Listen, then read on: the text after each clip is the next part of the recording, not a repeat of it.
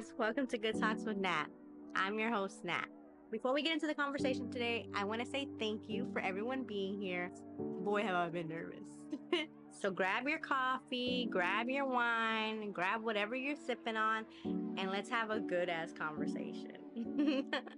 On Good Talks with Nat is where we have raw, unfiltered conversations about everything. I wanted to open this podcast so we can feel comfortable talking about things that people normally wouldn't feel comfortable talking about out loud. You know what I mean? This is a space where you don't have to have it all figured out, because neither do I.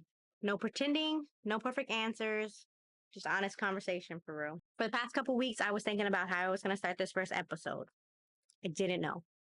I was like, where do I start? Do I start by introducing myself? Do I start by telling my full life story? Where do I start?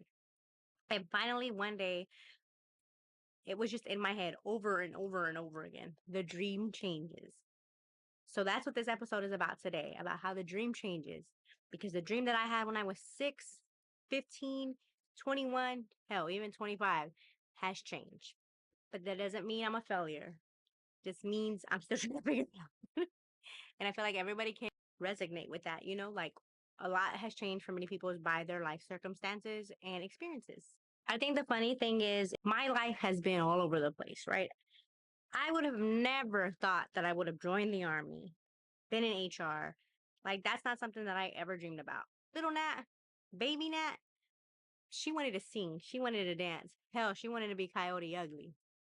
And I swore I was going to do that. Acting is what I wanted to do forever. I used to make videos of me dancing to Britney Spears. I have the video Stronger, and I'm in there just singing and doing what I need to do. My cousins are literally sleeping, and I have a video camera, and I'm like, hey, it's me, Natalie, and I'm here with Gabby and Eric, but we got to be quiet because they're sleeping. We made videos for Disney Channel and filled out applications, and they called. They called one day. My sister was yelling at me, like talking about, and this was when I was around 12 years old. My sister was yelling, like, I'm going to tell on you, like, you're having a collect call. And they were like, I want to talk to someone who's 18 or older. And I said, here, Rieta, they want to talk to you, right? And she's like, Disney Channel wanted me to film for, I forget what movie, but I wanted to so bad, but my grandma did not know what to do, so we never did it, and my aunt was always working. I was so sad. To this day, I feel like I can act. Like, I think I'd be a great actress. Just things are a little bit different now. So with that being said, what did your 6-year-old or 7-year-old self wanted to be growing up? Are you that now? Was it something completely different? What was it? Let me know in the comments. But obviously, things change, life happens, so the dream changes. At 6, 7, 8, hell, probably up even to 12 years old, I knew what I wanted to do. I knew what I wanted to be, all of that. By 3rd grade, I was called boy crazy. By 14, I was called fast. And it's just crazy to think how a lot of those words, or when people would say stuff about me, like I was going to be pregnant at 16, or I wasn't going to do anything, I was just going to not do anything. I never realized as I'm older that those words hurt. They changed me little by little by little. Even though then I was like, I don't care. I don't care what no one says. I don't care what no one says. But I did, because it bothered me. But you don't understand those things until you get older. I think I slowly started to change little by little. Like, I wasn't as out there. That's what they would always say. I was out there. I kind of dialed it down a little, very little, because I have always been an outgoing person. And if you know me, you know that.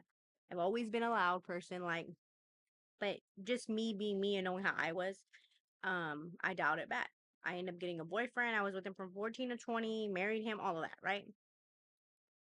But I don't think parents or adults at that time understand, like, what you say is hurtful or it sticks. And I say that because growing up, my grandma used to always compare me to one of my cousins. She always dressed nice. She always had her hair done. She always had her makeup done. I didn't. I was sporty. I was a tomboy. I like to be comfortable. And I'm still that way. But she always compared me. She compared me so much that I moved away. I moved away from home when I was 19, and a whole nother state away, right? One time I went to go visit my grandma, and I want to say I was about 24 at this time. 23. again, compared me to this cousin again. And I don't know what happened, but I completely lost it. And I told her sorry, but I was like, no offense to my cousin because I love her and she's come a long way. But at that certain time, I did everything that everybody wanted me to do: have a career, be successful, have a degree. I had my associates, but I had my degree. I was on the right track. I asked no one for help. So when my grandma told me that, boy, it pissed me the fuck off. And I remember yelling at her, and you want me to be like her? Talking about my cousin. No offense to her now. Girl, you know I love you, but I was like, you want me to be like, you want me to be like her? You want me to be like her? She has nothing by herself. Her boyfriend has everything. Like she can't do nothing without her boyfriend or her parents. Do you want me to be like her? And I left. I remember going to my sister's job and I was crying and I was shaking because I was so pissed off because she did it so much to me when I was a kid that I guess it was a trigger for me. Like comparing me, I'm not her, you know? And that's not my cousin's fault at all. But being compared, it's like, dang, you don't like me? But I know my grandma loves me. I know she loves me. She was born in a different time. So what I did wasn't ideal, you know? Growing up, because people said I was fast or I wasn't going to do this or I was going to be pregnant at this age, it made me feel like I needed to be on a straight line. I needed to like get my shit together, right? So now my dream is changing again. I went from singing and dancing to just being who I was to being like, okay, I need to get my stuff on track. I need to get married. I need to have kids. I thought I would have had done that by 22. Boy, I was wrong. By 22, I was married and divorced. Backtrack. I joined the army to leave home. And the one main reason I joined the army was to get away from the guy I was dating from 14 to at that time 19. Because we were in a very toxic relationship. And I knew I was not gonna leave him alone unless I left, right? But I had never been away from home, my family, my little bitty town ever. So then I got nervous. So then I married him. And it lasted about 6 months. Which is annoying because you don't ever go into a relationship thinking you're gonna get a divorce. Mind you, this has happened twice. Embarrassing. And that's how I felt. I felt like I was a failure. Like, why don't this doesn't this work? Like, what is going on? By this time in my life, marriage, career, children, family was the goal, right? So the second one comes along and it doesn't work out. That's a story for another day because that's deep. But it doesn't work out. But again, I come home. I'm celebrating that I graduated because I end up getting my associates around the same time, literally around the same time. I come home and my family's having a little party. And then my uncle says, don't make us lose money again for this, like you keep doing this. So me being me, and everyone knows that I have a very big mouth. I was pissed. And I was like, I didn't ask you for help. My grandma did. So don't tell me shit, you know? And I was just so mad. I was so angry because like I already felt like I failed, you know? To hear something like that made it even worse. I was ready to leave. And I'm pretty sure that I was like, fuck this, or like, forget this. I'm going back home. I left the next day and went to Maryland. And I think after that year was the year I stopped going home as much. Like I chilled out. I used to go like every 2, 3 months. And then I started going like once a year. I just stopped going because like I just felt like I failed, I guess. Talking about life gets to me every so often. So don't mind me. Between 6 and 25, a lot has happened, right? I moved out at 16. I joined the army at 19. I moved away from my family and everybody I knew at 19. Got into my first divorce at 20.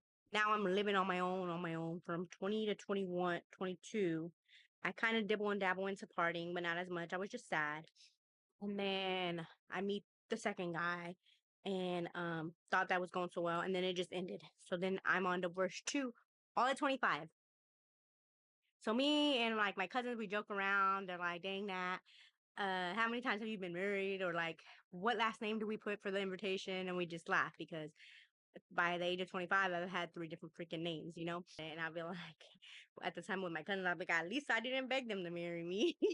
But regardless, like it's still kind of hurtful just thinking about it. Not nothing they said because it was just my thing, but like I would do it again. I would get married over and over again if I'm truly in love with that person or want life with that person, you know. But no one ever goes into marriage thinking a divorce is going to happen. And I don't think people understand that. But yeah, so now I'm 25, been divorced twice. At this point, I feel like I've hit rock bottom because now the dream changed again. I thought I had the marriage, I thought I had the career, I thought I was going to have the family, and that just didn't happen. So I went into like a deep depression, even though no one knew. Like I kept that to myself, but I partied a lot, and I'm pretty sure I was a borderline alcoholic. Like I drink every day, every day. I was getting drunk, and I seem all happy and haha, nah, you know, da, da, da, but I was sad, obviously. But it took me about 4 years to like get good with that and myself. But during that time, I felt like I had no motivation. Like I just lost dreams. Like I didn't want to do anything. I was just surviving and dealing with what I was dealing with. So at this time, at this point, I'm getting through it. It's been like 4 years in. So that happened with 25. So 29, right on track. My grandma comes to visit me and she's here with me for a couple months. And we're just talking about life. And she said, Nat, what makes you happy? And I said, honestly, Grandma, you want to know what makes me happy? I want to be on 10 acres of land in a tiny home with my dog, a little family, a career. If the family thing was for me, you know, if not with me and my dog on land, I want a job that I can be comfortable with. I want peace. I just want to be secure, you know. I'm not worried about the money. Like, I was never materialistic, but I don't care about having the big old house. Like, I just want to be happy and you know, just be free, you know? Like, I don't want to be struggling with bills. I just want to be at peace with everything. And I think right then and there, that hit me again. The dream changed not once, not twice, not three times, but the fourth time at the age of 29, right? So now I knew what I was looking for. Mind you, at this point, I was already in the army, 2 divorces. I got an associate's degree. I was doing school on and off. I hated school. So I always had the hardest time. I went to med school by myself. That was a big eye opener. It changed things for me because now I know I can do things alone and didn't need nobody and I was gonna be just fine, right? Um, so now I was searching for peace and happiness. I didn't care about partying as much anymore. I still did it, but I just wanted to be happy. I was never materialistic. So I think the dream from like being famous and in the spotlight was a big thing for me when I was younger because I like to dance, I like to entertain. But I never wanted to be in a big house. I always kind of want to live in the country or like in the forest somewhere. Like I kind of always wanted to be standoffish as I was growing up. At one point, one of my friends called me Zen Nat because when I got into that phase, like I didn't care about nothing. I just wanted peace, right? And that's kind of where I am with my life now.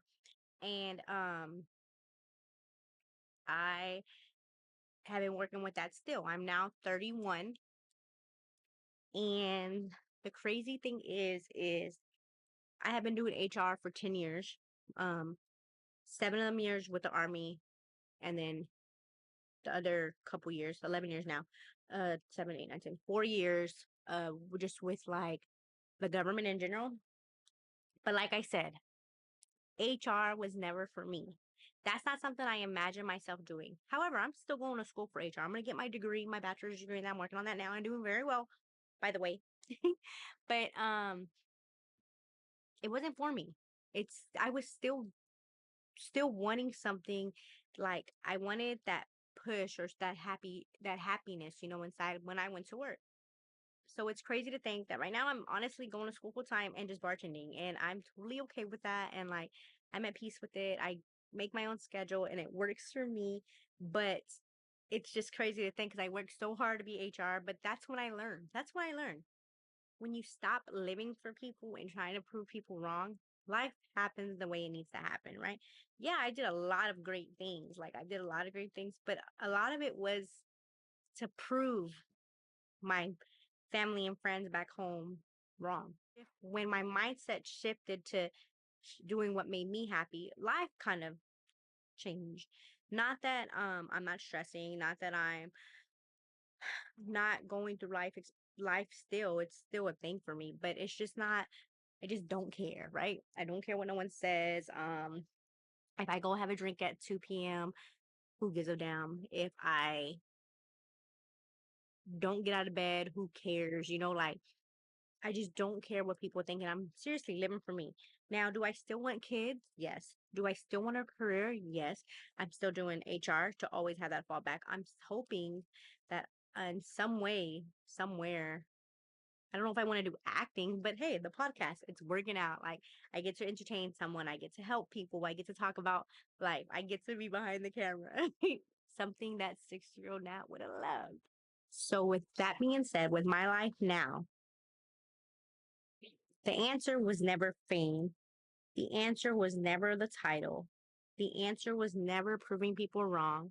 The answer was never being better than the next. It's always been I wanted peace. I wanted meaningful relationships, purpose, freedom, flexibility, a life that actually felt like me. I'm spontaneous. I'm wild. I'm outgoing. And being behind a desk, quite frankly, is not me. Do I enjoy doing it because I'm good at it? Yeah, why not? But it's not me. Your dream never dies, it just changes. Every version of me was chasing what I thought I wanted, what I thought was going to make me happy. The little girl chose fame. Little Nat, baby Nat chose fame. The teenage young adult was choosing marriage and early 20s, family life. The woman in survival mode chased distraction. The woman today, me, moi, is chasing peace.